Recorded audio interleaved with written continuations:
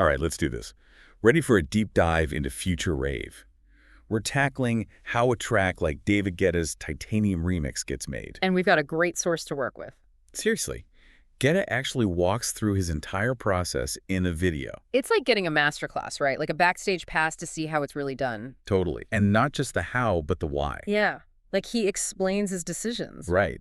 Which is awesome because, this is David Guetta. Oh, absolutely. One of the biggest names in EDM. Titanium itself is huge, but he's also considered a pioneer of the Future Rave sound. For sure. His influence is massive.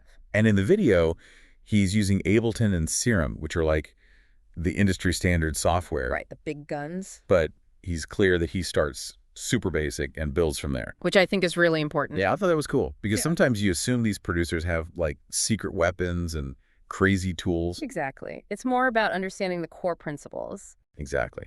And then he starts with the a cappella of Titanium and talks about how that dreamy vocal is key to Future Rave. Oh, for sure. That's crucial. And he plays this clip where he adds reverb and delay to see his vocals, and you can hear it transform. Reverb is what makes it sound so spacious, like it's echoing in this huge hall. Yeah, it's like those vocals are floating. And delay adds those repeating echoes, which gives it that ethereal feel, very Future Rave. Super cool.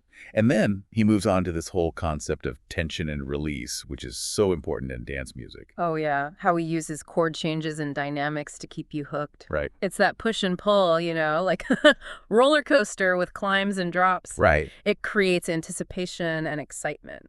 Okay, so then he gets into this super interesting sound design trick where he makes a trippy pad-like sound. Yes, from this tiny little sample. And then uses EQ, delay, and reverb to transform it. It's like he's taking this tiny dot of color and turning it into a whole painting. Yeah, layering those effects. Exactly. It shows how much power those tools have to create really complex textures. Totally. Okay, and then he gets to the heart of it all. The chord progressions. The DNA of Future Rave. And he actually explains how he deviates from the original chords in Titanium to make it more edgy. He actually uses software to find the key of the vocal, which is like finding the home base for all the notes. I see, okay. So he can build the chords using notes from that key, and that keeps everything sounding harmonious. Nice. Makes sense. And he plays the original chords next to his version, and you can hear the difference. Yeah, it's subtle, but it totally changes the vibe. It's like rearranging the furniture in a room.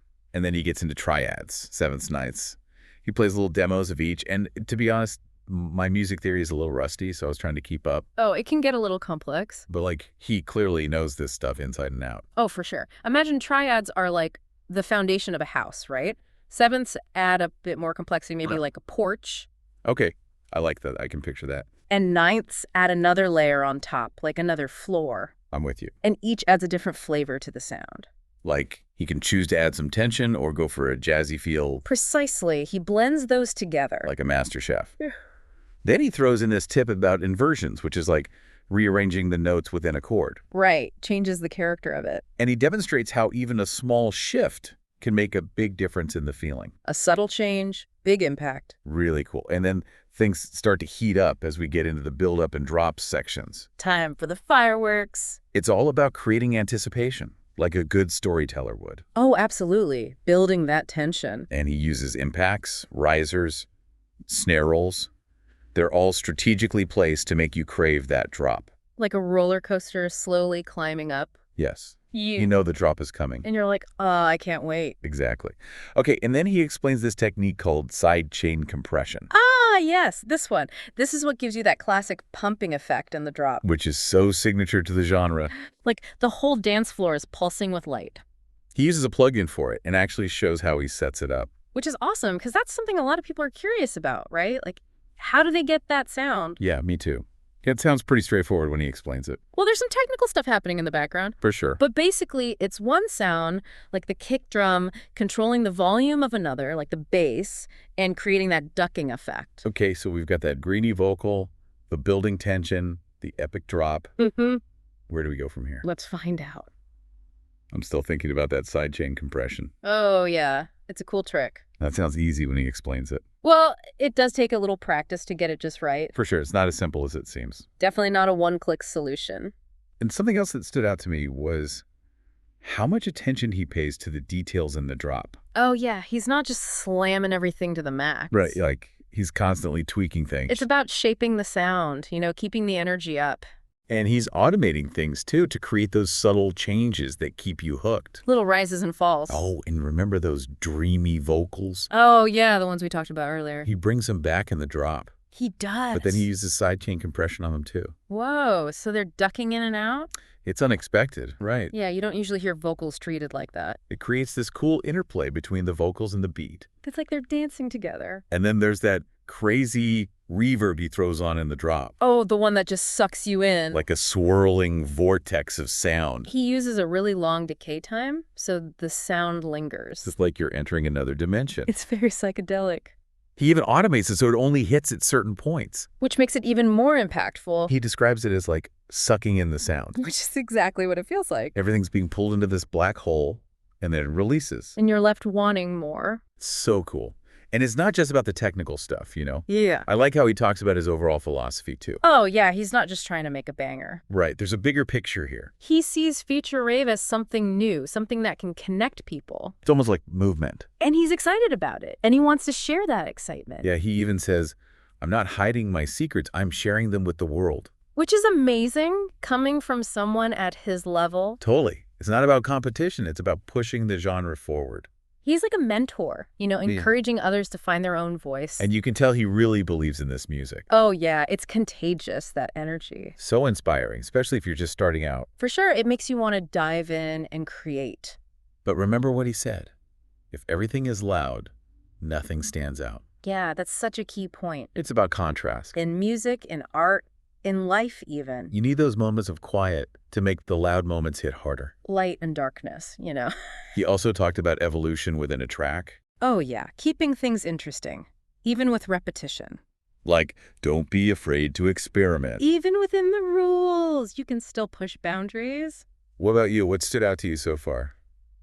For me, it's his openness, like he's really laying it all out there. Right, and he wants to share it too, which is so cool. Totally. Not just showing off, but actually encouraging others. It's that mentor vibe again. And remember how he said he wants to share this sound with the world?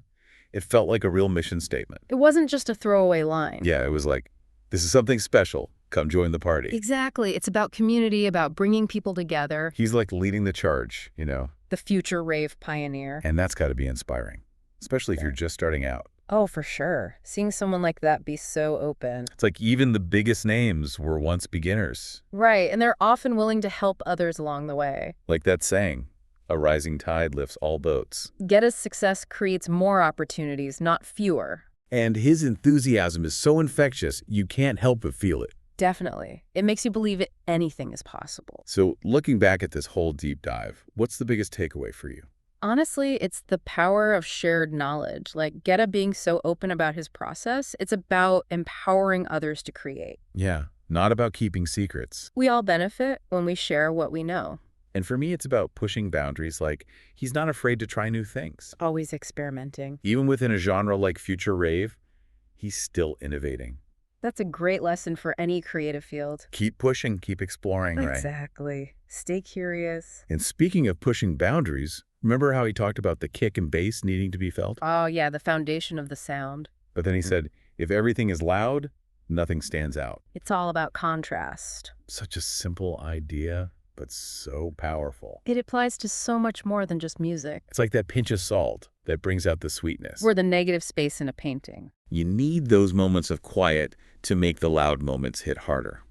So as you go about your day, think about that, How can you use contrast in your own work, in your life? Yeah, that's something to ponder. Where can you create those moments of impact? Great question. Thanks for joining us on this deep dive into Future Rave. We hope you learned something new and feel inspired to create. Keep experimenting and keep the music playing.